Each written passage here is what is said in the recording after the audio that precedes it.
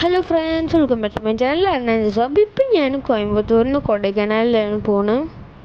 ഇപ്പം നമ്മൾ പോണ വഴിക്ക് കുറേ വിൻമീൽസ് കണ്ട്, അതുകൊണ്ടാണ് ഞാനിത് റെക്കോർഡ് ചെയ്ത് അപ്ലോഡ് ചെയ്യുന്നത്. ഇത് വാവ ആദ്യമായിട്ട് കാണാനുണ്ട്. വാവ എക്സൈറ്റഡ് ആയി.